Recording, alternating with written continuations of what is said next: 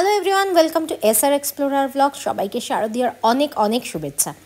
আজকের ভিডিওর গল্পটা কিছুদিন আগের। গত 9 অগস্ট আমরা কলকাতা থেকে হায়দ্রাবাদ ফিরে আসি।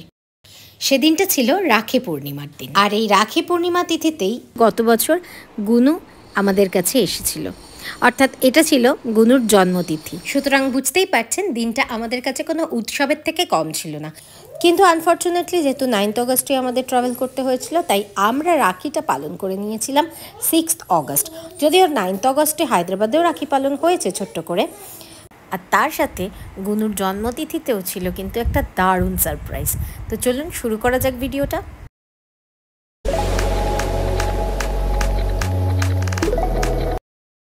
6 তারিখ সকালবেলাটা শুরু হয়েছিল আর 5টা দিনের মতো করেই।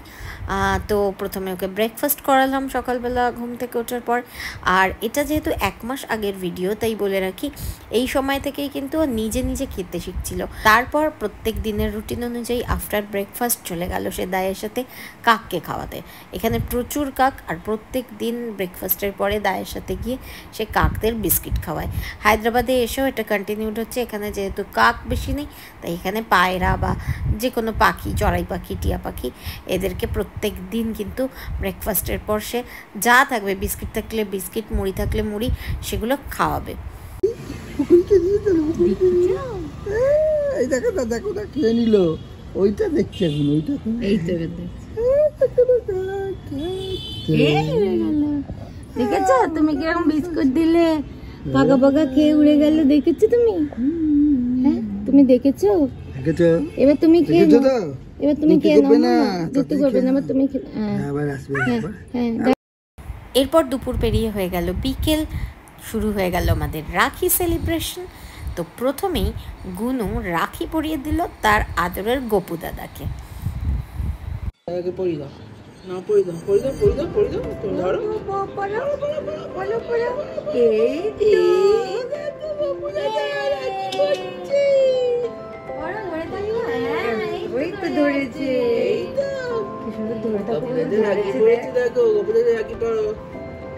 এরপর সে রাখি পরিয়ে দিল গুল্লাই দাদাকে।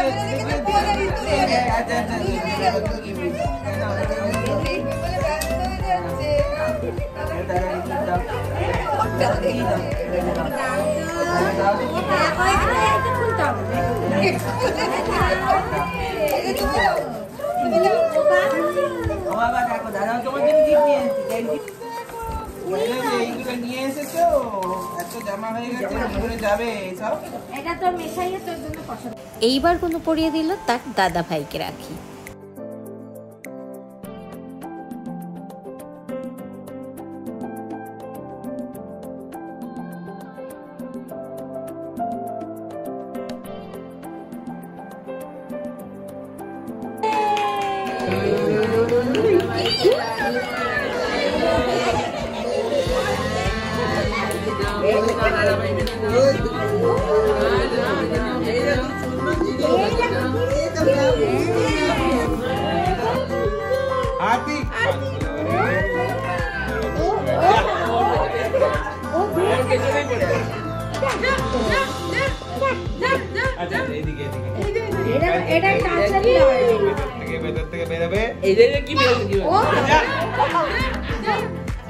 এই গিফটটা সব থেকে ভালো লেগেছে।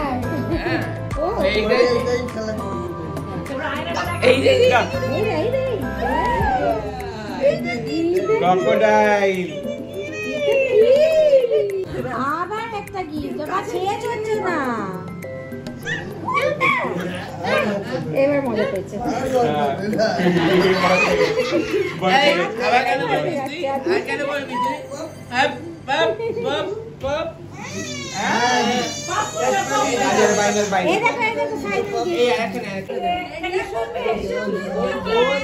তারপর সবাই মিলে হই হই করতে করতে পেট পুজো করতে চলে গেলাম সিআইটি ক্যাফে রেস্টুরেন্টে, যেটা আমাদের বাড়ির খুব কাছে।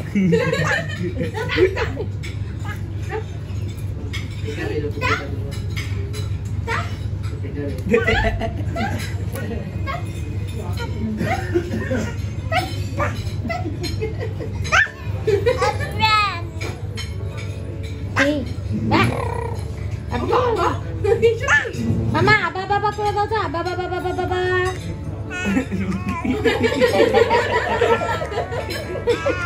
মা ভালো করে ধরে থাকবে কিন্তু।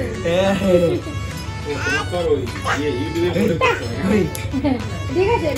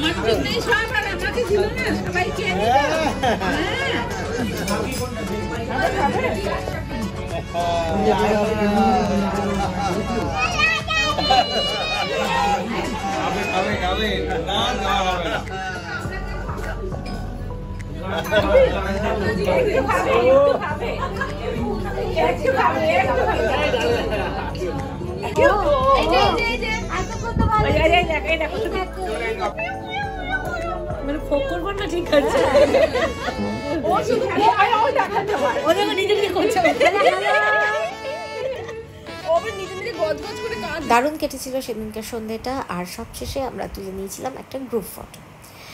এরপর চলে এলো 9th অগস্ট। সেদিনকে অনেক ভোরবেলা আমাদের ফ্লাইট ছিল, তাই বেরিয়ে পড়েছিলাম মাঝরাতেই। মন খারাপ সবার প্রচণ্ড ছিল, তার কারণ অনেক দিন আমরা কলকাতায় ছিলাম।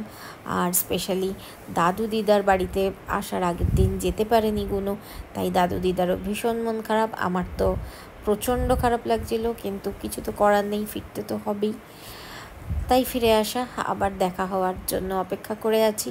আর কলকাতা যাবার দিন যেরকম দাদাভাই নিতে এসেছিল, সেরকম ফিরে আসার দিন দাদাভাই এসেছিল এয়ারপোর্ট অব্দি সি অফ করতে। তোর ঘুম নেই? 4টে বাজতে যায় ভোর, ঘুম নেই। ও ফ্লাইটে উঠে ঘুমিয়ে পড়বে। সেদিন সারাটা রাত গুনু জেগেছিল। আমার একটু চিন্তাই হচ্ছিল যে ভোর 4টে বেজে গেছে, তখনও তার চোখে ঘুম নেই। 4:30 অবধি সে দিব্যি খেলা করলো, এদিক ওদিক ঘুরে বেড়ালো কোলে করে, কিন্তু 4:30 পর থেকে আস্তে আস্তে তখন ওর চোখে ঘুম নেমে এলো। ঠিক বোর্ডিং স্টার্ট হওয়ার আগেও ঘুমিয়ে পড়েছিল, তাই খুব একটা অসুবিধা হয়নি ফ্লাইটে।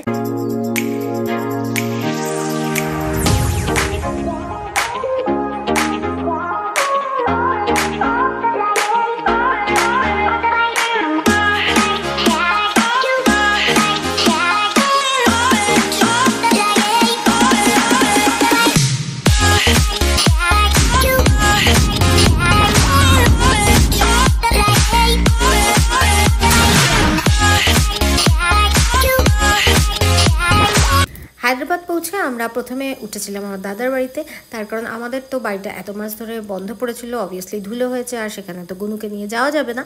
তো আমরা বুক করেছিলাম আরবান কোম্পানিকে। ওদিকে আরবান কোম্পানি আমাদের বাড়ি পরিষ্কার করছিল, আর আমরা এখানে খাচ্ছিলাম গরম গরম ফুলকো লুচি। আমি ওখানে থেকে গেছিলাম একদম রাত অবধি, বাকিরা আগেই চলে গেছিল ওই বাড়িতে। আর আহি দিদি তো তার বনুকে পেয়ে আনন্দে আত্মহারা, কোল থেকে সে নামাতেই চায় না। এত মাস পরে দেখেছে, কতদিন অপেক্ষা করেছে, আমাকে খালি ফোনে বলতো কবে আসবে কবে আসবে, কবে আমি বনুকে দেখব। এতদিন তার অপেক্ষার অবসান হয়েছে। তারপর আমরা আবার ছোট্ট করে পালন করে নিলাম রাখি। সেদিনকে ভীষণ টায়ার্ড ছিলাম, সারা রাত জাগা, বুঝতেই পারছেন আমার চোখ মুখের অবস্থা দেখে। তো তাও রাখি তো পালন করতেই হবে, তাই সেদিন আবারও একবার গোপু দাদাকে রাখি পরিয়ে রাখি উৎসব স্টার্ট হলো। তারপর দুই বোন দুজনকে রাখি পরালো, তারপর গিফটস আদান প্রদান হলো। যদিও সব কটা ক্লিপস কিন্তু তোলাই হয়নি, আমিও কিন্তু আমার দাদাকে রাখি পরিয়েছিলাম, সেটা আর তোলাই হয়নি। এনিওয়েজ, এই যে দেখছেন এই সুন্দর অ্যারেঞ্জমেন্ট, এটা কিন্তু গুনুর জন্মতিথি উপলক্ষে বৌদির সারপ্রাইজ ছিল, যেটা আমার একদমই কোনো আইডিয়া ছিল না আগের থেকে। তো ভীষণ ভালো লেগেছে। Thank you so much. তুমি এই অ্যারেঞ্জমেন্টটা না করলে সেদিনকে তো গুনুর জন্য কিছুই স্পেশালি করা হতো না। আর গুনুও ভীষণ এনজয় করেছে, দেখতেই পাচ্ছেন আপনারা, ভীষণ কোনটা ছেড়ে কোনটা খাবে, যদিও এগুলো তো কোনোটাই খেতে পায় না, তবুও একটু একটু একটু করে আমি দিয়েছি। তো সেদিনকের দিনটা ভীষণ ভালো কেটেছিল। এই মেমোরিজগুলো কিন্তু প্রচণ্ড প্রেসিয়াস। যদি আপনাদেরও ভালো লেগে থাকে তাহলে অবশ্যই চ্যানেলটাকে সাবস্ক্রাইব করে লাইক কমেন্ট শেয়ার করতে ভুলবেন না। দেখা হবে নেক্সট ভিডিওতে। আর পুজো সবার খুব ভালো কাটে।